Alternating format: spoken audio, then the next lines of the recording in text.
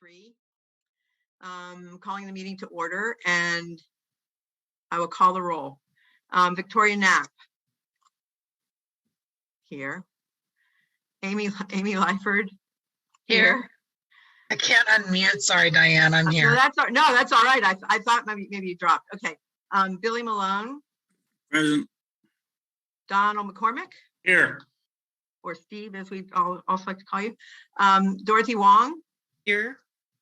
Okay. Chris, Hannah is absent, and John Carmody. Not here. Okay. Chris O'Malley's absent. Excuse absence. Veronica Jones. Here. Daryl Aranda. That guy. Oh, yeah, that's me. That guy. Madeline Barber. Here. Okay. Alan Peck. Okay. Dan Harlow. Doug Cauliflower. Here. Diane Markison. And Sylvia Vega. Here I am. Okay. Great. So there's our 3. Okay. Okay, just saving that. And I'll add them if they come later. Okay.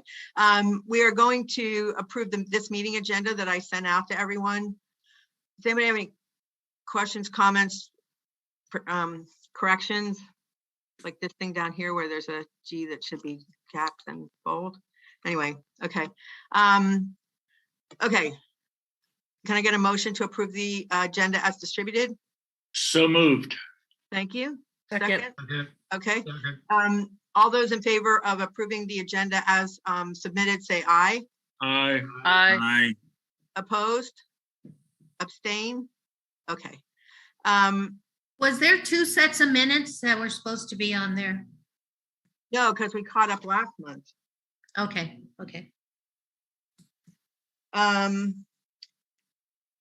No, we caught up. We did 2 last month. I think that's right.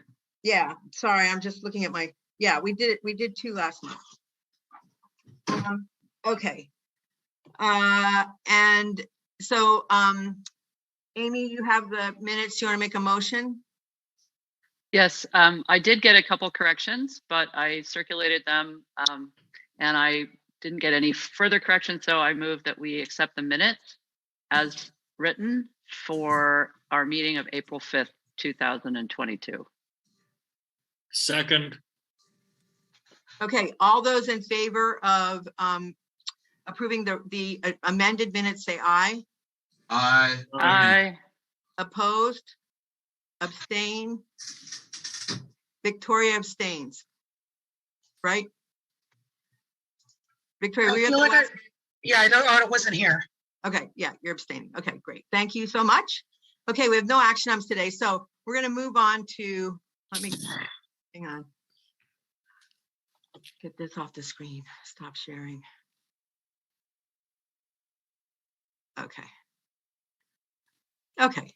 I'm going to introduce Mi Kim, and Mi Kim is with Regional Planning. And I'm sorry, I don't know what department you're actually with me because the emails I have don't have it on there. So if you could just tell us where from Regional Planning you are. And then you have a PowerPoint that you want to share or something, or no, not tonight? Yeah, we do have a few slides. If we're ready, then I can get started. Oh, who do I see? Yeah, so I'm also is here. I didn't know you were here, Ayala. Sorry. No problem. Yeah, I was just going to introduce Isla. Okay. As Diane mentioned, my name's Mi Kim, and I'm with the Los Angeles County Department of Regional Planning. I'm with a division called the Advanced Planning Division of Regional Planning. So basically, regional planning has like 2 divisions. One division is what's called current planning, and that's the division that processes permits, so permit applications. And then there's another division within advanced planning that actually works on long-term policies. And so I'm with the division that makes plans, and these plans have, are the ones that that have these long-term policies, goals, recommendations, implementation actions, and so forth. So thank you for inviting us to come here. I understand that you have questions about ADUs and that you also wanted some information about the West San Gabriel Valley Area Plan. And so Isla and I are here to talk about those two issues. And before I go on, though, I'd like to have Isla introduce herself. Thank you, Me. Yes, my name is Isla Scott, and also with the Advanced Planning Division. I'm on a team called Housing Policy, and so we work on countywide ordinances. And when we say countywide, we mean unincorporated countywide ordinances. And a lot of our ordinances are related to implementation of state law, which has become kind of more and more involved in what used to be chiefly local housing policies in recent years. Also to Board of Supervisors directives. So I'm here, with me to hopefully answer some questions about ADUs and introduce the West San Gabriel Valley Area Plan that Me's team will be working on. Okay, and Isla, you also have information on the housing element too, right? I mean, if anybody did have, I don't think we have any questions, but if they did. Yeah, sure. You can maybe answer those. Okay, thanks. Sure. Okay. So, so Diane had mentioned that that folks had questions about ADUs and what are the opportunities to tailor the ADU requirements more to something that the community would like to see. So I thought I'd just start by giving an overview of kind of what's in state law, what's in the countywide ordinance, and where the CSD can fit in. So, so state law largely governs what local jurisdictions can require for ADUs. And so they kind of set the maximum parameters of what we can regulate. And then within that, there is some flexibility in order to set certain standards, as long as they don't end up, being more prohibitive or more stringent than what state says that we can require. So under state law, the maximum required setback is 4 feet, and the minimum height that has to be allowed is 16 feet.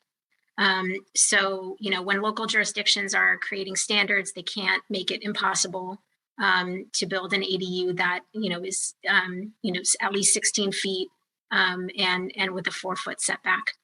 So a few years ago, when the state laws changed very drastically, the county adopted a countywide ADU ordinance. And so essentially what we followed was, the 4 feet setback and 16 feet has to be the minimum allowed height. So that essentially follows the state law. The maximum allowed height basically defaults to the CSD or 25 feet, whichever is less, as long as the CSD allows 16 feet. So, so basically that's basically the status right now. And so and our CSD allows higher than 25 feet for a single family dwelling, which is why we're stuck with the 25 feet height right now. Yeah, so in Altadena, the height for a single family is between 30 and 35. And so there is something in the Altadena CSD, though, that for R1, if a structure is within 15 feet of the property line, the max height is 23 feet. So in that case, then the max height for, presumably if an ADU was within 15 feet of the property line, which usually they are, on a standard lot, then the max currently would be 23. So, so that kind of gives you a sense of where things are right now. And, one thing that we will say is, moving forward, the community should consider what would be kind of the optimum height. If it's not, there's basically ways to kind of tailor it further. If you want to have a lower height, as long as it's at least 16 feet, or if you wanted to kind of create, kind of a step back situation, where essentially the taller it is, the more stepped back that part of it has to be from the property line. So these are some things to consider moving forward. And, we'll be talking about the CSD update and area plan update that will be occurring over the next couple of years. So this is a good opportunity for the council to, kind of start thinking about these and really trying to come up with, some ideas for, moving forward. What's the vision, not just for ADUs, but, for development in general in the area. So. And Isla, the state did not give any, or maybe they did give any reasoning about why the 4 feet setback. Like, why they chose that? They didn't tell us that, right? I don't know where the 4 feet came from. I mean, typically you see, the typical on a standard, urban lot usually it's 5 feet. Right. Why 4? I'm not sure. I know that for, and keep in mind the 4 is for new structures. So if somebody had a garage that was on the property line, they would be allowed to convert it with no additional setbacks. So there's that. But the 4 foot, I really don't know. I know that I've heard from the building code that it could be as little as 3 feet, but I'm not too well versed in that part. I don't know where the 4 foot came from, to be honest. Yeah. Okay. Yeah. They might, I guess they picked that for a reason, but it's just that, and I know I talked about this, right? That's the big concern has been that we are giving these 23 feet ADUs that are 4 feet from the property line. So, and that it's looming over the neighbors, I think is where we're having the problem. Yeah. Okay. Does anybody have any questions about this part, just so that? Yeah. Dan. Hi, Daniel. Yeah, my understanding is there was a different setback for the side yard versus the rear setbacks on these. So under state, I think it's 4 all around, unfortunately. So I don't know why they didn't distinguish between, between side and rear, because, they are a bit different. But yeah, so it is 4. Oh, 4 for the rear as well? Yeah. Okay. And this is also something, the state law is amended, almost yearly. There's some sort of tweak. And so, oftentimes, so it's something that we keep our eyes on to see, if there's any forthcoming, adjustments, we'll kind of keep our eyes out for that. Okay, thanks. So just so that folks know, on the CSD, we actually had different side versus rear setbacks. Right. Right. So, but let me make sure you're absolutely right, Dan. What I'm hearing from you though, Isla, is that the state law says that it's 4 feet side and back setbacks. And that's one of the ones that we couldn't override, right? Yeah, that's, last time I looked, that's what I got from it. So yeah, that's correct. But that's what I want the rest of the committee members to understand, which is why folks in town are having such a problem, is they were used to these 10-foot, 15-foot setbacks from the rear. Right. But now they're seeing buildings built right at their rear property line. Yeah. Does that make sense? What was she originally going to finish saying before we spoke over her?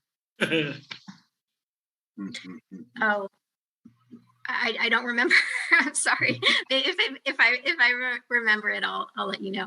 I'd appreciate that, because I was listening to what you were saying, and I appreciate what Daniel had to say, but if we could respect each other's time. Sure, and I would encourage, in pointing out the difference between side and rear. I mean, if there's, if you regularly engage with your state representative, this might be something to point out. But in the meantime, we implement, what's in the state law, and we try to, to the degree that we can, we try to make it work for us. Okay, thanks. I have a question. Hello. Go ahead. Go ahead, go ahead. Yeah, Yeah. sorry.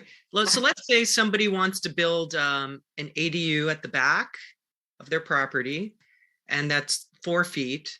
Then how would that hinder the sort of the backyard sharing neighbor on the other side? Like, would they have to then build 15 feet back, or can they build 4 feet? You know, right? You've got to have that setback. So it's like, is the person who then builds theirs first having sort of the priority of space and the other shared backyard? Do you know what I mean? The property on the other side? Yeah, that's a good question. It's from the property line.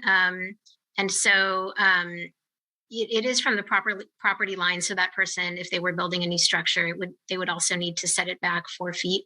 Usually the typical, this is where I'm not entirely sure. I'm not sure if me knows, but how it works, if one person builds theirs first and there has to be some sort of minimum separation between, the nearest building, then how that works with the person who builds next.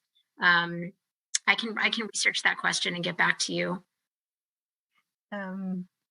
So if I'm understanding the question right, so I think Isla, you're right. So if they, so each building that's structure that's built has to be, we take the setback from the property line. Within the same property, if there are 2 structures on the same property, I believe there's a separation requirement, Yes. building separation requirement, and I believe it's like 10 feet. It's either 6 or 10, and I don't know if it's 6 for ADUs. I can try to look that up. Yeah. But We can I'm not confirm sure that. if it's a neighboring property, then I'm not sure how that gets figured. Okay, so you'll get back to us on that one. Yeah, you can look it up for us. See what they Yes. think. They're at regional planning. They're at regional planning. Okay, thanks. Yes, sure. Dorothy, did you have another question? Are you good? Thank you. Okay. I have a couple of questions that were put in by one of our residents that I just wanted to ask so that it's on the record, if that's okay. What mitigations will be put in place to combat the privacy infringement that these new laws impose? Frosted windows, taller hedging, taller fences. Yeah, Okay. that's those are interesting questions, and I think I do wonder for if it would be possible to put anything in the CSD to address those privacy issues. I think where we always have to kind of be careful is there is some language in the state law that talks about what you can and can't do.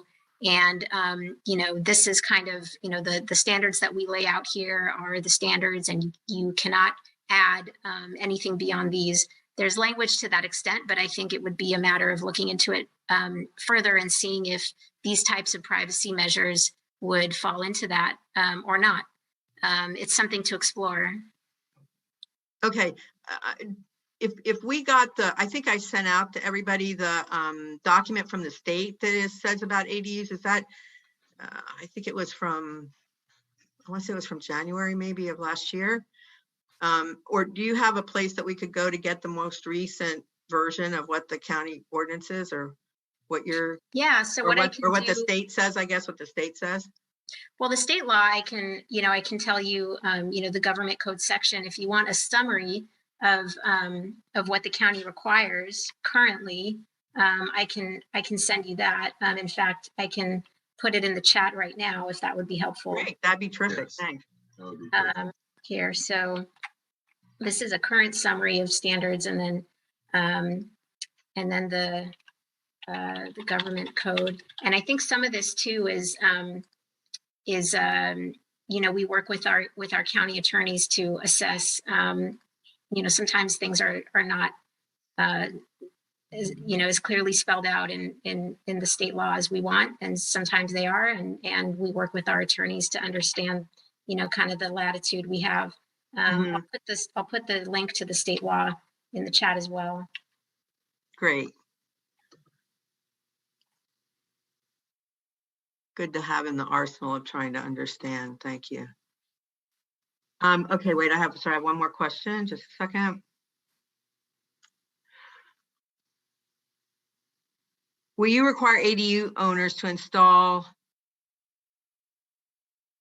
these things, which I think she means the one before, so that the cost is not pushed onto people who cannot afford to remedy their loss of privacy?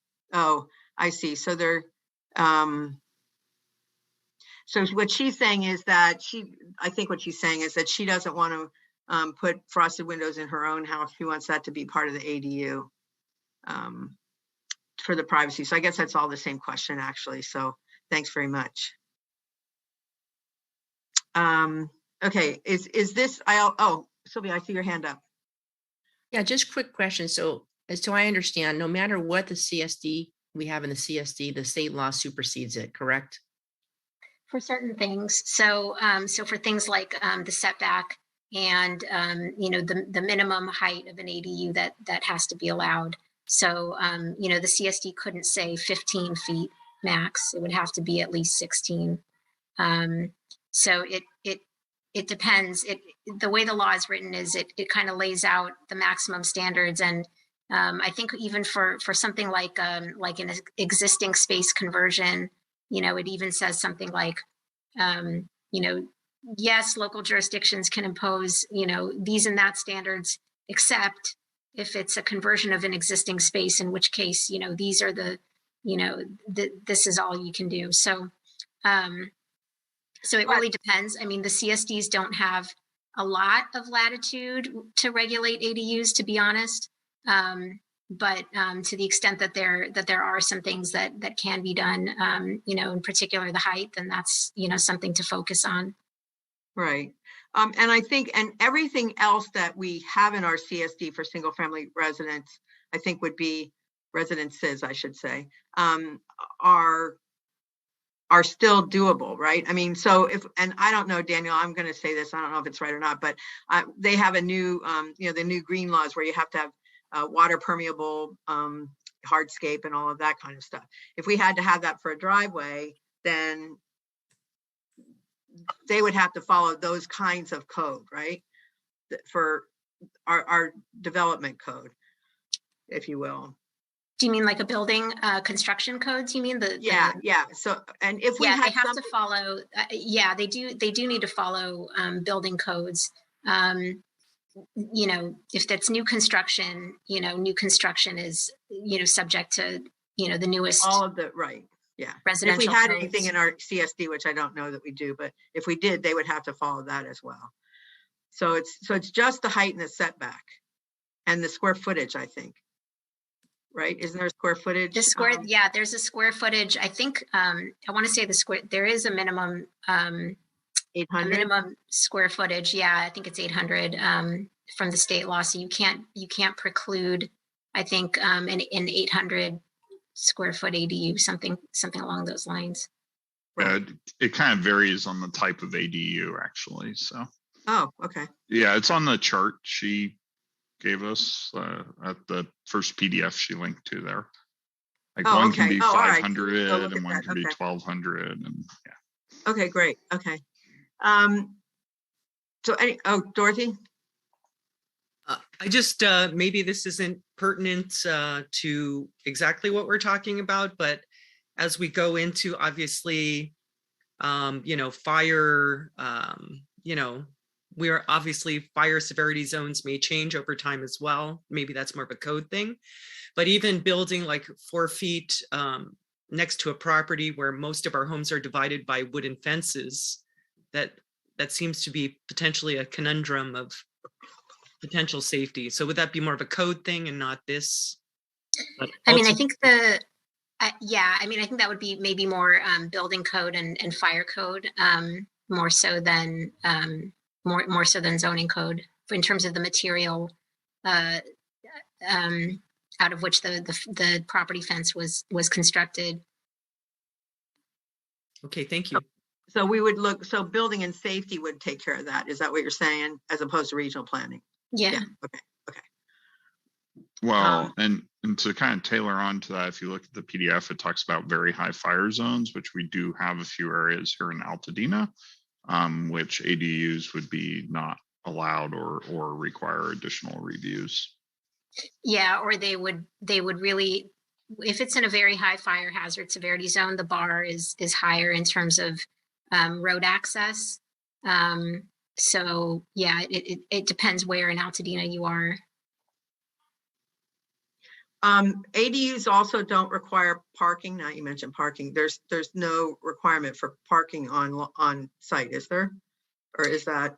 No, I think the only parking requirement I think is in a fire zone, I believe, because there's so many exemptions to parking for ADUs that are built into the state law. Okay. Yeah. Yeah. So, Yeah. Pretty much only. Yeah. Pretty much. There's no parking required. I mean, no on-site parking required. Okay. Any other questions? I'm assuming this is your only slide, so thanks very much. I appreciate it. If you'll stick around and answer questions, that'd be great if they come up. I'm sorry, what? Of course. Yeah. Oh, okay. Thanks. Yeah, I guess you can stop sharing and then me can start sharing. Oh, it's the same slide, so I can advance. Oh, it it's the to same next one. slide. Yeah. Or the It was same me. presentation. Yeah. Thanks for that, Isla. And with that, if I can see. So what I'm going to do is give you a brief overview of the West San Gabriel Valley, or what to expect with the West San Gabriel Valley Area Plan. I'm sure you may have heard that it's coming. We haven't started this yet, but I understand that you had some questions about what it is and when we may expect it. So I'm going to try to see if I can give you some information about this. The group that I'm with, we're working on the East San Gabriel Valley Area Plan right now.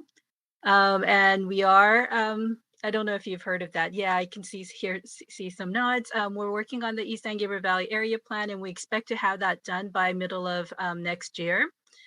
Not that we're going to have to wait on starting the West San Gabriel Valley until we get that done.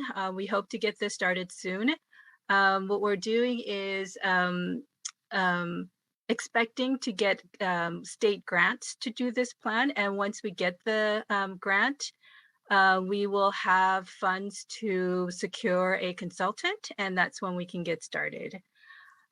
So with that, I can talk about what an area plan is. So in 2015, the county adopted the general plan. And when the general plan was adopted, it organized the county into what's called 11 planning areas. The East San Gabriel Valley is one of them, and we're starting on that. There's and West San Gabriel Valley on your screen. The West San Gabriel Valley area, the planning area, is located here in orange. Sort of towards, by the National Angeles Forest. And that's what you see here. It's in the middle. So that is one of 11 planning areas. Okay. So here's a close-up of the West San Gabriel Valley planning area. And the areas that you see in orange and yellow are the unincorporated communities. And those are the communities that this area plan will cover. It is surrounded by cities, other cities, and the cities you see in the gray here.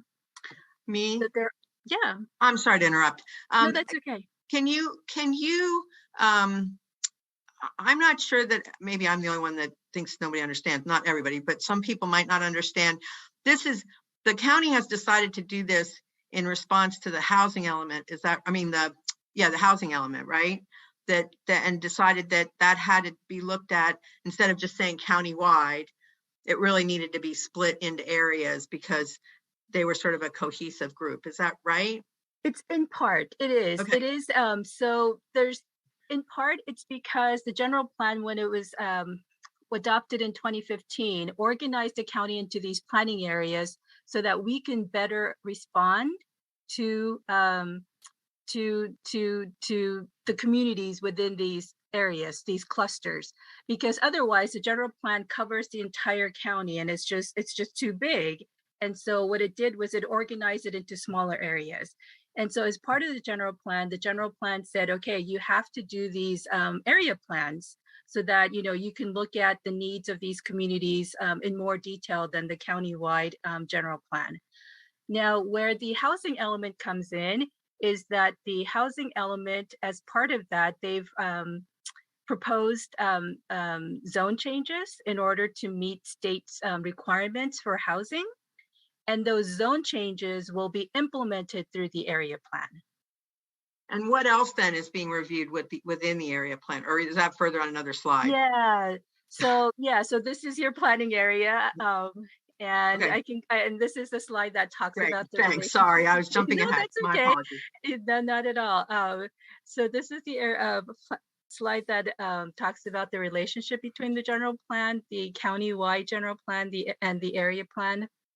The countywide general plan, it lays out the values and vision for, vision countywide for healthy, livable, and sustainable communities. And again, as I mentioned, it establishes the planning areas framework.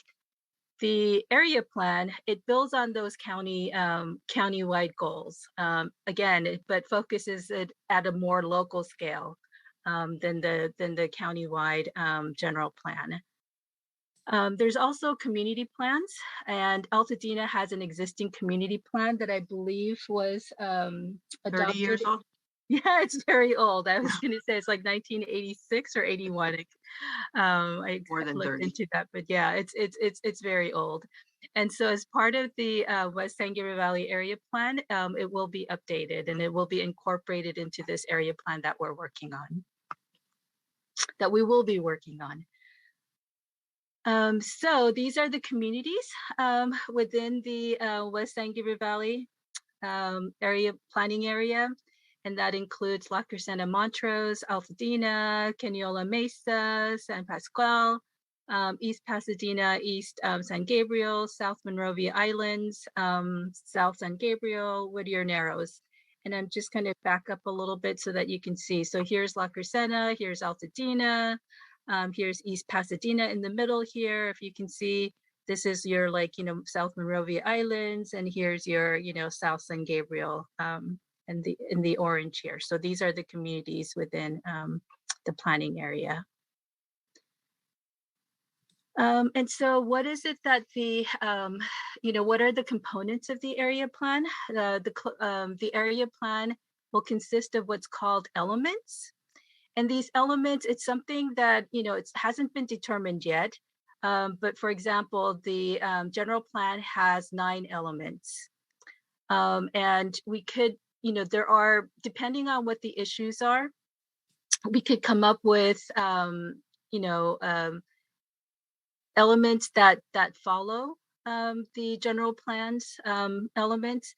And they include things like land use, circulation, mobility, circulation, public facilities, health and safety, parks and recreation, natural resources and conservation, community design and character. I'm naming off some of the elements that we have for the East San Gabriel Valley area plan, but those were the elements that we identified for the East San Gabriel Valley area plan.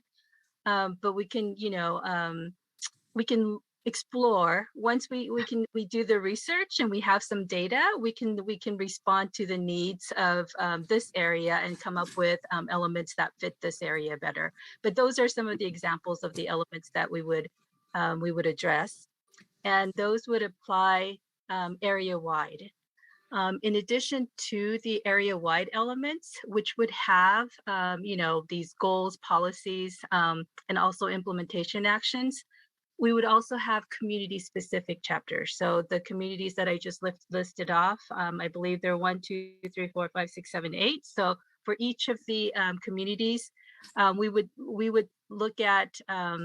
further look at whether or not there are issues that's not covered by the area-wide elements that needs to be addressed. And if we do, then we will have community-specific chapters. For Altadena, because there's an existing community plan, you will have a chapter for Altadena. There will be a community-specific chapter for Altadena.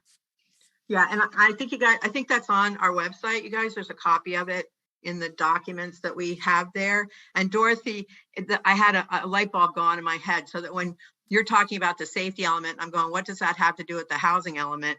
And this, it has to do with this plan, this overall plan, which the safety will get rolled into it. So that's now how we know that when you're talking about safety, it really does have to, well, part of the whole community plan, not the housing element itself. Yeah. And in addition to that, we will be updating the CSDs. And I think that's where we can explore further about what we can do to address the issues that you've raised about ADUs. There are 4 communities in West San Gabriel that has existing CSDs, and that's shown in orange here. And that's La Crescenta, Altadena, East Pasadena, and this map is wrong. This should also be for South San Gabriel. There should be a CSD. So those are the 4 communities that has CSDs. And those CSDs will be updated as part of this effort. The whole CSD, or just the housing part of it? It really depends. And so what we're going to do is we're going to, as soon as we secure funds, we will have, we'll start community engagement. So we'll go out there and we'll start meeting with all the community groups. We'll listen to your concerns, what you'd like to see, what your needs are. And if you want to open up a CSD for revisions, then we can look at, okay, what are some of the changes we can make? And what have been, what's problematic with the existing CSD provisions, and what can we do to revise it? And so for now, I know that you guys have concerns about ADUs, and you'd like to see if you can make changes or update the CSD to address height. And so we'll look into that issue. When we meet with La Crescenta, we'll see, we'll listen to what their concerns are and what they'd like to change in their CSD. So it'll be different for each of the communities. Does anybody have any questions so far? I can't wait. Hang on. I got to swing down. Speak up if you do, because I have to swing down to see. Yeah, I do know of one other item in the CSD that needs to be addressed during the update around commercial properties next to R1 properties. So, okay. So just. Yeah, and that was me. We talked to Daniel. Who do we talk to?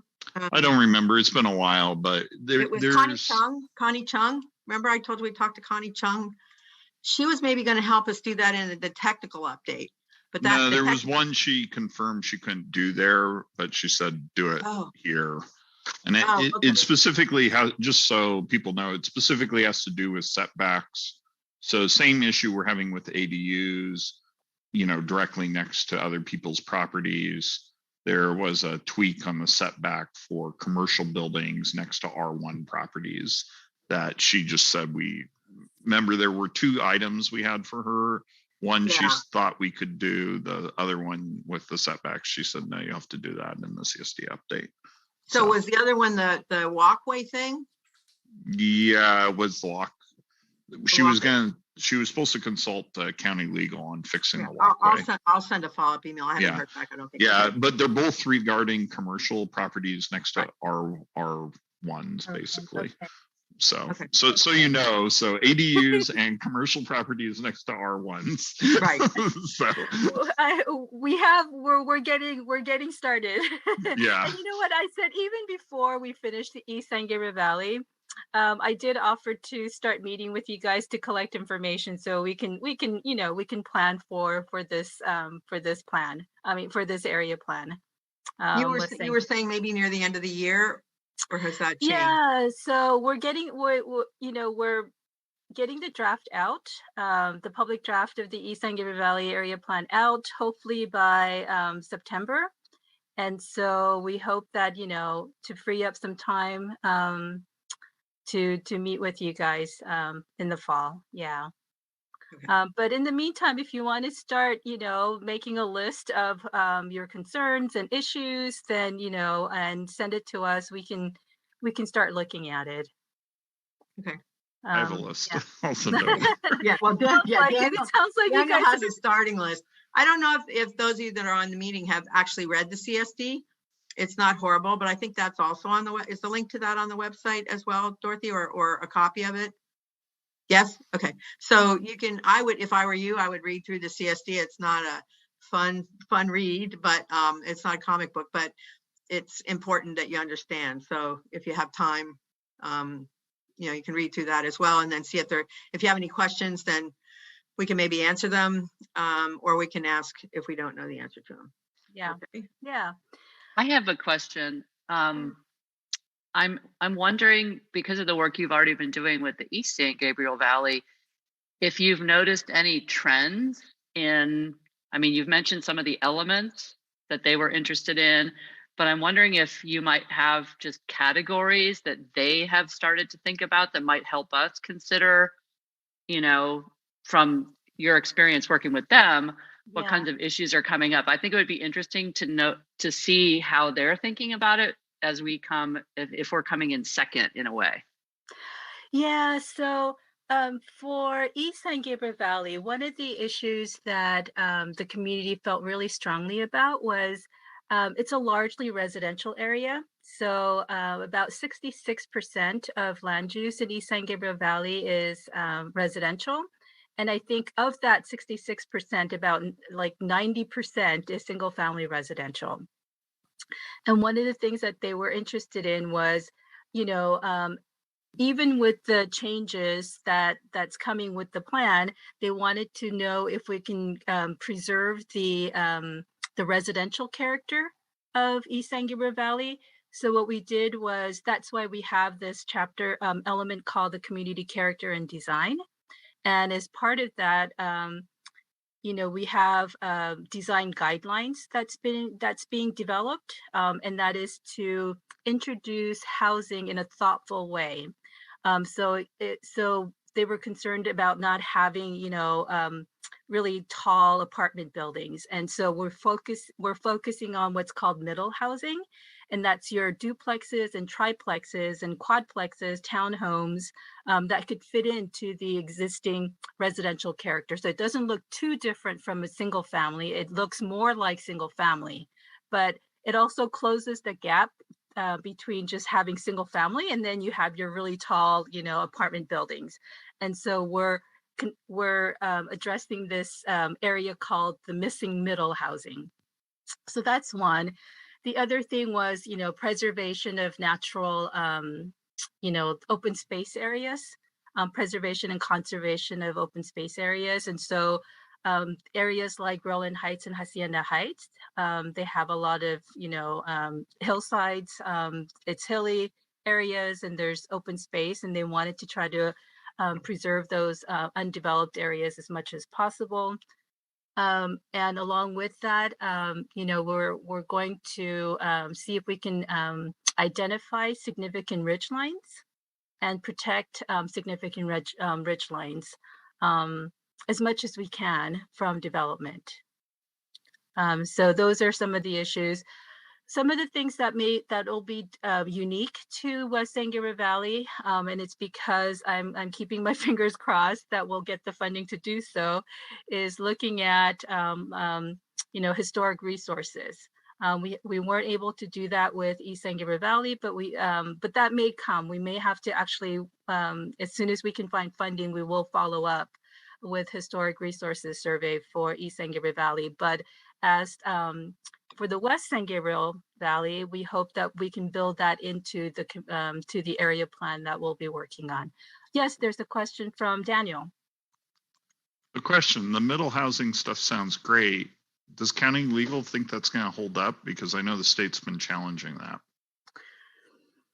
I think that's where, like, an area plan, where the local government has some control. It's not like we've given up all of our control to the state, and so I think through area plans we can introduce different types of housing that fits our communities better.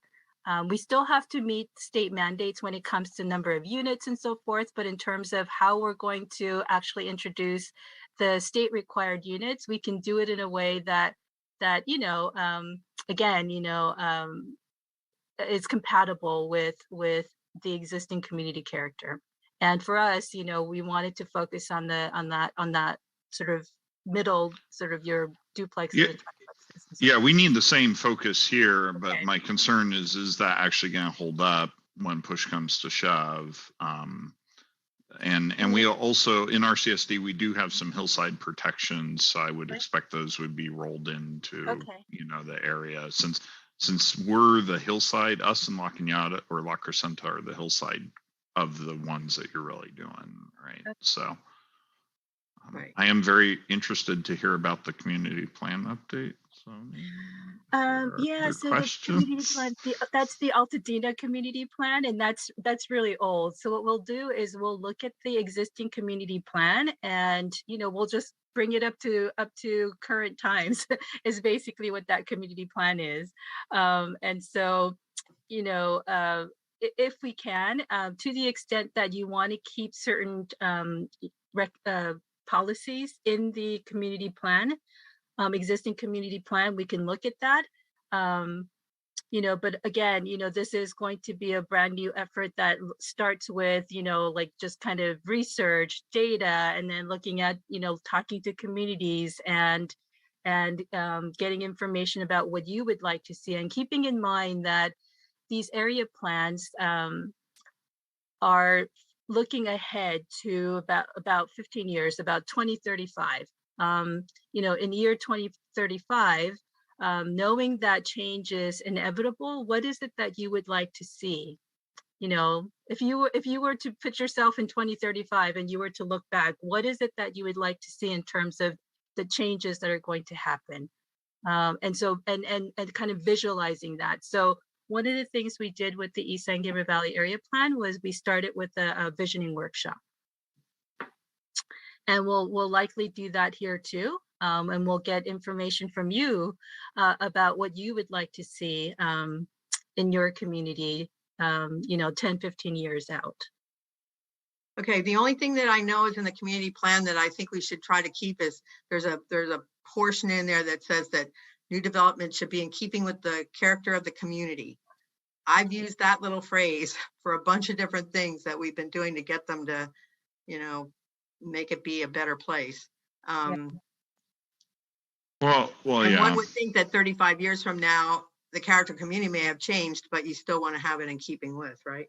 Anyway, that's just my thought.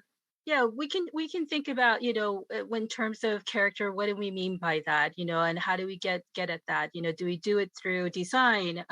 And again, what kind of design, what type of housing, and so forth. Okay, and along with that, and I think this also goes to what you had asked earlier, Diane, about whether or not the area plan implements the housing element. It does, in part. And to implement the housing element, we're going to have, zoning, zone or land use map changes. Right. But in addition to that, what we can do is we can identify additional areas for growth. So with East San Gabriel Valley, what we did was we went through what's called growth, potential growth analysis. And so identifying like your major intersections or corridors where you would like to see growth, and that, and in part to support economic development, and also to concentrate changes around those major intersections and keep development pressure away from undisturbed areas. Right. I think you'll find in the 30-year-old community plan that there's an identified area that still hasn't been developed the way it should have been. So that's a good thing to look at. Daniel, did you want to mention to her about your industrial? Yeah, so this is why I was asking about zoning a second, or brought it up. There are a series of area of Altadena that has been zoned more industrial than probably I think it probably should have been. And I think there are other members on this group, on this committee, that would also agree. And would this be the opportunity to look at maybe rezoning those to commercial rather than industrial? I mean, Altadena isn't really an industrial like if you think of Altadena, you don't think of, you think of, housing and commercial small businesses. You don't think of industrial manufacturing, storage yards and whatnot that could frankly be used much better for housing, since we are so close to Pasadena and large employers and whatnot. So would this be the time to look at some of those? Yeah. So looking at the existing zoning and land use, and what it could be, and what change we can make to that, definitely that is something that we can do through the area plan. But keeping in mind with areas that are zoned for industrial, that it doesn't necessarily have to be your traditional manufacturing type of industrial use.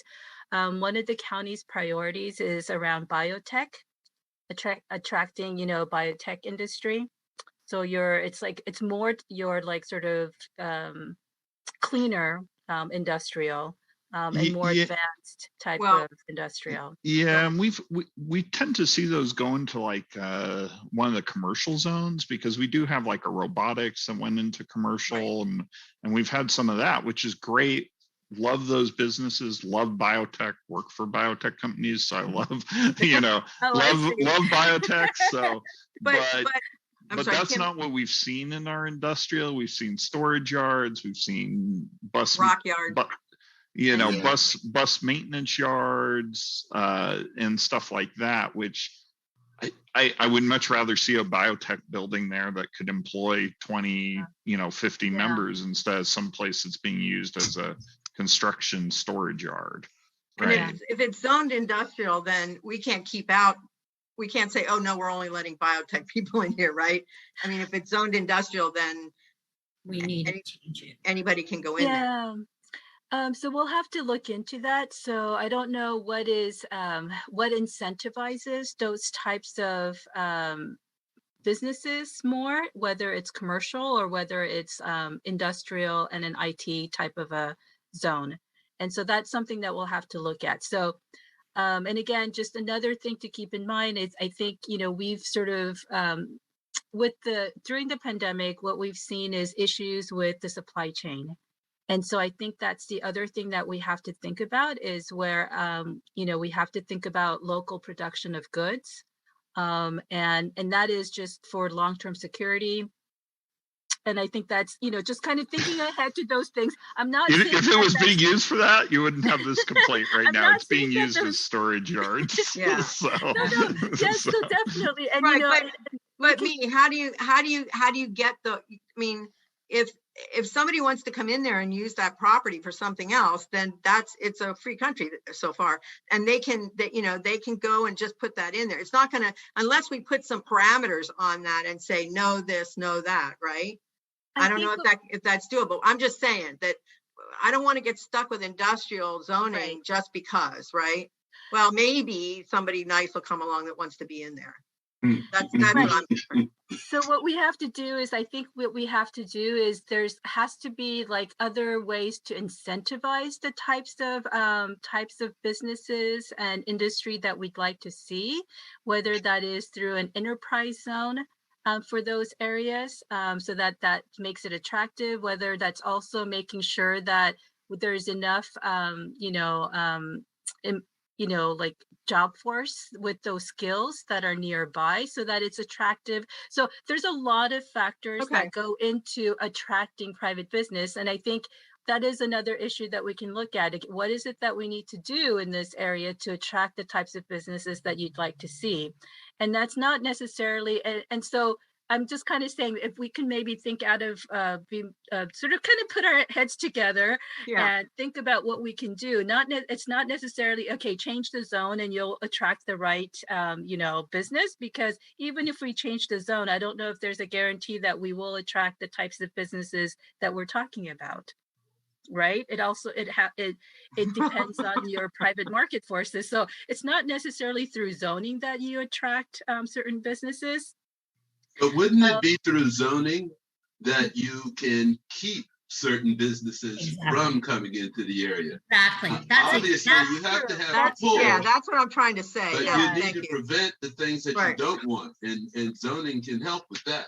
That's true. That's That's definitely what I was saying. true. If you're gonna leave it industrial, then let's put some parameters on it. I mean, I know there's like what, CM to CM have a really long list of things that can't go in there. Well, and CM is Or something commercial like that. manufacturing. Yeah. yeah, and we do have CM, and Yeah. and we do have limits on in our CSD around Right. that too. Yeah. But it sounds like at the I guess at the end of the day, what I really like, this is our opportunity to look at some of that zoning Right. and see if It we is. can refine that, because I know there's going to be grandfathered existing non-conforming that won't leave until those businesses shut down, but maybe we can improve some 35 areas. years, Daniel, 35 years. Look ahead, 35, Yeah, so 35 look years. ahead to what you'd like to see this area transition to. Yeah. And then we can talk through certain Yeah, JPL Veronica, contractors. Veronica, did you have something you wanted to say? No, Alan said exactly Oh. what I wanted to say, because it's in my census tract that we have those problems where Right. we have businesses butting up against homes and stone yards right next to houses and shaking neighborhoods. And I'm very interested in resolving that and attracting more companies like Honeybee Robotics and Yeah. other high-paying tech and Right. related jobs. So Right. Yeah, I think there's a new, I won't, well, I'll say it, but I don't know when it's coming, but there's a new company going into that old Walmart building. no, that's Honey. They've been there Oh, that's years. Honeybee. Oh, you're right. That's Honeybee. That's the robotics. That's correct. They've been there about 4 years now. Yeah. So there Why is did I hear a okay, biotech sorry. company in Altadena I heard already? recently. I'm sorry. No, it's robotics. So Robotic- since we're robotics. since we're so close to JPL, Yeah. we'll get They want to expand. yeah, we'll get contractors that work for JPL, Mhm. and they'll open up, like where Veronica's talking about is really close to JPL, and so they'll open their offices there. And currently some of that property is not CM, it's not, it's not commercial. Mhm. And those, we really need more commercial for Okay. office spaces to support essentially JPL. And I do understand there's some empty office Yeah. space over there, but historically those have been like contractors for JPL NASA. Oh. And improving that and attracting others like biotech or Mhm. similar. I know Caltech's churning out a lot of biotech startups right now. Mhm. So we have a good opportunity to attract those, but I don't think any of those really use what we consider industrial, right? They're all using like more commercial manufacturing. Okay. Yeah. I'll look into. I I'll think look in our into the census appropriate tract, zone. and I think in our census tract, I mean, we have a lot of industrial, more than most census tracts. We would like to see more housing, Okay. more families. That's Well, what we'd and- like to see. I'm telling you because I live there. Yeah, and I hate to say it, but if you look at how Altadena historically was done, unfortunately, there was some, as John Oliver put it here, some environmental racism that took place, some redlining, definitely historically that needs to be resolved. Right. Exactly. I'm sorry. I did now remembered what I heard. Sorry, I'm getting old and funny. I think the robotics place is trying to expand, find another place. So, I mean, to an additional place, I should say. Mhm. Well, I'd like to just follow up because, I mean, obviously biotech and robotics, it's not that they're completely clean. So I do think that considering environmental issues, and Daniel's point really puts us in line with thinking about how we handle what is now described and mapped as environmental racism. And I wonder if in the West San Gabriel plan, if we have a consultant, is there any thought from the county to do mapping of, the way that people are studying environmental racism in terms of, where there are cancer bulges or, air quality issues? I would love to see that kind of mapping happen. in these unincorporated communities, not just Altadena, but it seems Mhm. really important to me, especially if we know in Altadena that there's a history Yeah. of this kind of activity. Okay. It sounds like then one of the elements could be what's called environmental justice element, and then we can look at these issues. Okay, and also you had mentioned earlier about enterprise zones. Are you saying that the county can establish enterprise zones in Altadena that would attract, well, give tax benefits or tax preferences to the types of businesses we're interested in attracting? You know, I think what we can do is certainly write that in as an implementation action. That's where an implementation action, comes in, where we can come up with ideas that we have for how to actually carry forward or carry through these goals and policies. So not that so that the area plan, this policy document that we're going to be working on, that it just doesn't stop with just statements of nice sounding policies, but there are actually some implementation actions that we can say, okay, in order to implement this goal, these are some of the recommendations we have, and that could be establish an enterprise zone for this specific area so that we attract this type of business. And so the goal then is that when the board office or public public health or public works or any of the other county departments working in a given community, they have a reference document that says, okay, this community already went through a needs assessment. They've already identified what they need in their community. These are the goals that they have. And they've already identified some action items. And perhaps, and what that also does is when they have an opportunity to apply for a grant or funding for a project, they already have some basis to start that application. So that's some of the idea behind including the implementation actions as part of the area plan. Veronica?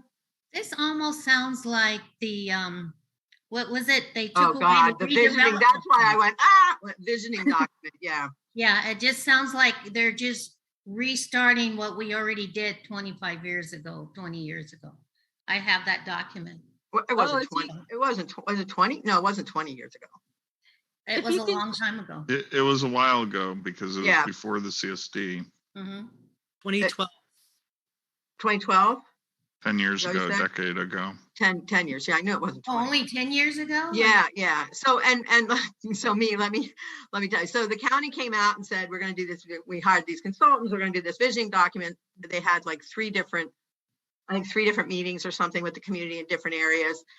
Took everything down, spit it back out at us, and said, "Okay, see ya." And everybody thought from that from that document that they got that was all going to happen, but there was no plan, there was no money, there was nothing. And so we got I don't know, those of you that haven't been on town council that long, we got beaten over the head with that document over and over and over and over again when we were different projects that were happening. So I rather than visioning, I'd rather come up with another idea because there's nothing to call it. Because the other thing is that I'm wondering if one of the things that I kind of saw with that is that you go through the whole community. It would be great if we could maybe have one of your visioning meetings, if that was going to call it, with us, right? We represent all of Altadena area, and not that we would be the be all and end all, but I think that was kind of missing from the other one. We definitely will. We know that that each communities, even within West San Gabriel Valley, they're different, and so we will have and that's why we're planning on having these community specific chapters. Okay. We know that what you need in Altadena may be different from La Crescenta or from East Pasadena. So yeah. Definitely. It'll be specific to Altadena. And if you have that visioning document, if you can send it to us, that'll be really helpful for us. We can, use that as, part of our research. Starting point. Yeah. Starting point. Yes, definitely. Well, and that should have been tailored into a community plan update, except they kind of ran out of money, I think. Okay. So we'll definitely use that as the basis for updating the community plan for sure. Or at least input, yeah. Yeah, at least you can look at it and see if we can, I think I only had a hard copy and I'm gonna have to figure out where that is. So maybe It's on the website also. it's Yeah, on what? we have it electronically. Okay. The visioning document, the visioning document. Wow. Okay. I didn't know we had that. Cool. Not the community plan, the visioning document. Okay. Yeah, I think we put a couple of them on the website. I'm pretty sure. Somehow I found the collection, and that was before my time. So I think it's on the website. Selection. There was only one. Yeah. All right. Thanks. We'll look for it. Yes, thank you. Yeah, and if you can send it to me, we'll definitely take a look at it. And then just this last item here, it's area-wide standards. And so what we're thinking about is, there may be an opportunity to have area-wide standards instead of having these individual CSDs. So that's one of the ideas that we're exploring. For example, in East San Gabriel Valley, we wanted to protect ridgelines, but not all communities had a CSD that would allow them to, have those protections in their CSD. So what we are doing is developing area-wide standards that would apply to all the communities within East San Gabriel Valley. We're also using the area-wide standards to limit height, mixed use buildings in East San Gabriel Valley. So something to think about. There may be some, standards that you may want to cross West San Gabriel Valley, regardless of which community you're in. So those are some of the components that, that may go into the area plan. And I believe I have one more slide. Oh no, that's it. Okay, so that brings us to the end about, what to expect with the US, the area plan. And this is our contact information. This is the email address for my section, which is Community Studies East. And then if you have any questions for housing, then that's the email address for housing. I just sent you the link for the visioning document. Okay. It's on a county. It's the county document. I mean, it's their link. Oh, okay. A link to them, I should say. Or to you. Okay, great. Thank you very much. Plan at planning. Okay. So I know there was Diane, I know there was that other map we saw of the proposed zoning changes. Is that related to this community plan? Yeah, so remember I told you that the after the housing element came out with the map and shows absolutely everything on the lake. Is that what you're talking about, Daniel? Yeah. Yeah. So to make that official, that has to be adopted through the area plan. So it's not official yet. So it's proposed changes in order to comply with state's requirements for the housing element. So in order to implement the state, the housing element, we have to do that through the area plan. So if we wanted to keep those changes, then we would adopt it through the West San Gabriel Valley area plan. If we wanted to make tweaks to that, we can, but we still have to provide the number of required housing. So the housing element. I want to loop some of those industrial areas. So we'll keep the same. We'll just pick a couple others. Yeah, I see. If you change it to industrial, then maybe we can put some of those in. Yeah. But then are you saying that this would be a time to suggest an alternative to the rezoning on Lake at the top of Lake? Yes. If we said, no, we want to do it over on Lincoln. Yes, or- yes, but there are a lot of requirements, right? Need you or do we need? I let you have that info, don't you? About all the different bits that you have to meet in order to get it. Yeah, I would say, So essentially, the state is very prescriptive in terms of what sites count, so to speak. So they have to meet minimum size requirements. They have to meet. They have to be able to accommodate a certain number of net new units compared to what's currently on the ground. There's kind of a list of requirements, but if you do have alternative locations, our team can certainly look and see if those sites will meet the requirements. So I would say don't let that stop you from thinking about what might be, other corridors that would make sense if you wanted to, redistribute some of that density to other corridors.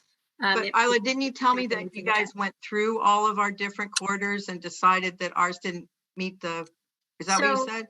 No, not necessarily. So essentially there could be other locations in Altadena that meet the requirements, but in terms of our countywide methodology, I see. Okay. essentially what we looked at was we were only considering properties that already had a certain existing minimum density. And then when we looked, because of the Altadena community plan, the starting points are a little lower. And so because we didn't, through a countywide effort, we didn't want to do this huge jump.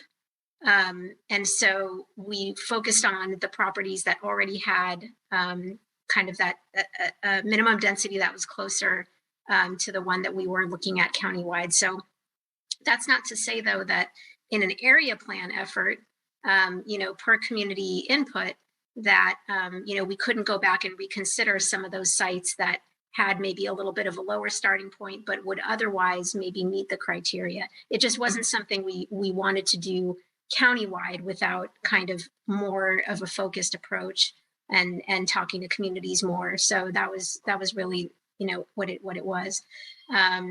So, there could be other sites, and we can, certainly talk that through if there was a desire to kind of shift some of the density elsewhere. Right, because if you're saying that you were making these decisions based on the existing situation, that would include the existing zoning. Like if we're looking at, if we have a desire to change some of the industrial zoning to commercial zoning, or to push more housing onto the west side, where there is currently a lower density, we would prefer housing to industrial. But and we would prefer less density coming down Lake Street from Altadena. And it looks like this is a way we can address multiple issues at one time. Right. I think Daniel and I talked about that, right? That Lake is like the, driving up into Altadena up Lake, that we want to try to preserve that and have special code related to that. We do know, by the way, let's all admit that if these guys come in that are like doing the 4-story building, that have all, special dispensation from the Pope to build it as big as they want to, okay? And we can't do much about that, right? The low income housing is what she's talking about, right. Where they're exceeding the height limits. Yeah, for density bonus, yeah. And we actually made it less. We got Catherine Barger to make it less dense for us, so it's down a floor anyway. Instead of 5 stories, it's 4 stories. But, which fits more in with it. I think one of the things is we do want to try and improve the housing, and we've actually, we recently recommended for approval a CUP to put